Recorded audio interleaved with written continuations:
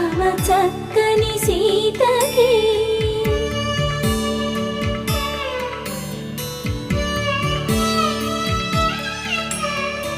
ఎర్ర జాబిలి చేయి